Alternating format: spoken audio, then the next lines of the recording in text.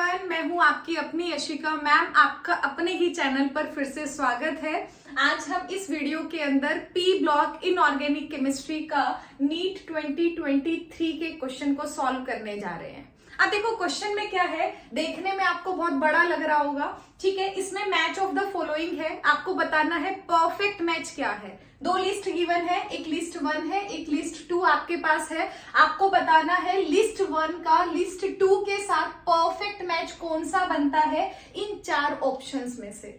अब देखो लिस्ट 1 में 4 चीजें आपको दी गई हैं। आपको कॉक दिया गया है, डायमंड दिया गया है, फुलरीन आपको दिया गया है, ग्रेफाइट आपको दिया गया है, और 4 कैरेक्टरिस्टिक इसके रिस्पेक्ट में यहां दी गई है, जिसमें आपको बताना है परफेक्ट मैच क्या होगा। सबसे पहली बात कि जब भी बड़ा क्वेश्चन आपको दिखाई देता है, क्वेश्चन बड़ा देखकर कभी भी नहीं घबराना। मैक्सिमम देखा जाएगा जितना बड़ा क्वेश्चन होता है आधा आंसर उसका इजीली निकल जाता है, आप बहुत इजीली अप्रोच कर पाते हो सही आंसर की तरफ। अब जैसे कुछ बच्चे घबरा गए थे, उन्होंने क्या सोचा, अरे यार कॉक भी दे दिया, डायमंड भी दे दिया, फुलरीन भी दे दिया, ग्रेफाइट भी दे दिया, चारों के बारे में सारी सही बातें मुझे नहीं पता, और उन्होंने क्या किया, क्वेश्चन को छोड़ दिया। उसने देखा 1 का मुझे पता है, 2 का मुझे पता है, तीसरे चौथे का नहीं पता, आंसर कैसे निकलेगा, बड़ा क्वेश्चन है, टाइम लगेगा, उसने क्वेश्चन को छोड़ दिया। यही आपकी सबसे बड़ी गलती है। अगर बड़ा क्वेश्चन है, इसकी सबसे अच्छी ब्यूटी ये है कि अगर 4 में से आपको कई बार 2 ऑप्शन भी सही आप पहचान लेते हो, कई बार 3 ऑप्शन पहचान लेते हो, इवन कई बार ऐसा देखा जाता है 4 में से अगर 1 आपको अच्छे से आता है तो भी आप सही आंसर लगा सकते हो, ठीक है। जितना सही आप मैच करते हो उसके साथ बड़े क्वेश्चन के अंदर सबसे इंपॉर्टेंट चीज क्या होती है, आंसर को देखना। आंसर से आधी चीजें इजी आपके पास हो जाती है। धीरे धीरे आपको पता चलेगा, जैसे जैसे हम क्वेश्चंस को सॉल्व करेंगे आपको टेक्निक का पता चलेगा कि क्वेश्चंस को सही कैसे सॉल्व किया जाता है। अगर आपको कई बार कम भी आता है तो भी हम सही आंसर कैसे ढूंढे, कैसे हमें कम नॉलेज के साथ भी हम आंसर को सही अप्रोच कर सकते हैं आंसर का, ठीक है। तो ये सब धीरे धीरे अलग अलग प्रॉब्लम्स में अलग अलग चीजें आपको सीखने को मिलेंगी।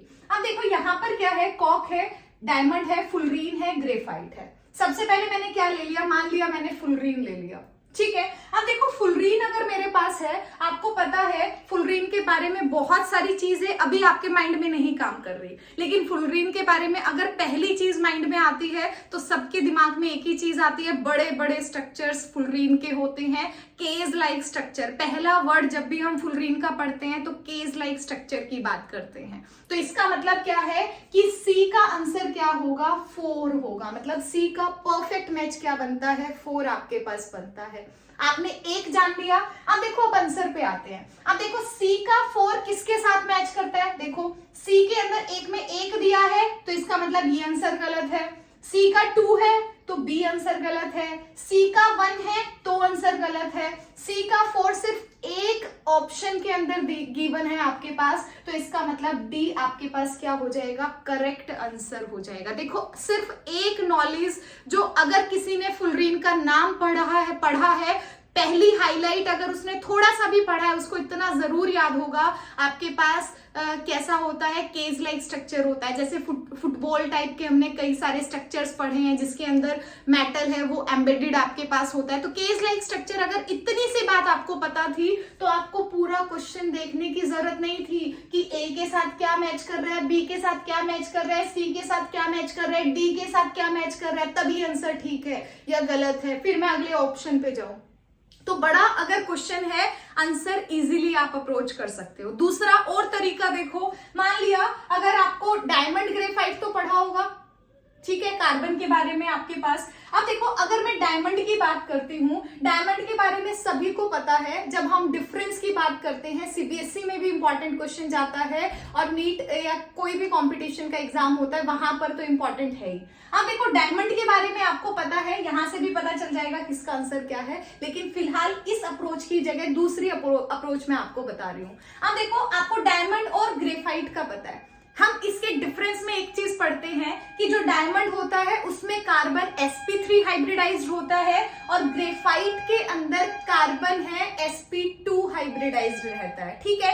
तो अगर मैं डायमंड और ग्रेफाइट की बात करती हूं तो कार्बन sp3 किसके अंदर डायमंड के अंदर रहेगा। तो देखो अगर आपको सिर्फ इतना पता था डायमंड का आंसर ए रहेगा, तो भी देखो बी का 1 किस में मैच करता है, बी का 4, तो ए ऑप्शन फिर से गया आपके पास। यहाँ बी है, एक बी ऑप्शन आपके पास रहता है, इसको होल्ड पे लगाया।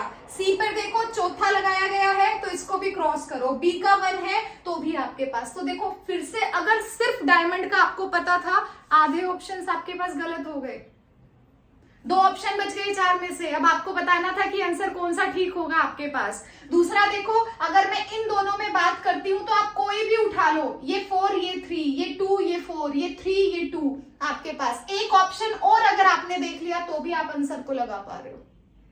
अगर आपको याद नहीं है कि जो ग्रेफाइट आपके पास होता है वो किसकी तरह काम करता है, एक ड्राई लुब्रिकेंट की तरह आपके पास करता है। अगर आपको ये चीज नहीं याद आ रही है यहाँ पर कि ग्रेफाइट ड्राई लुब्रिकेंट की तरह काम कर रहा है, कॉक है एक रिड्यूसिंग एजेंट की तरह काम करता है, ये चीजें अगर नहीं पहचान में आ रही है, कोई भी 2 चीजें आपने पहचान ली, डायमंड ग्रेफाइट पहचान लिया, सिर्फ फुलरीन आपने पहचान लिया, कॉक डायमंड आपने पहचान लिया, तो भी आप आंसर को अप्रोच कर पा रहे हो, सही आंसर की तरफ आप जा रहे हो।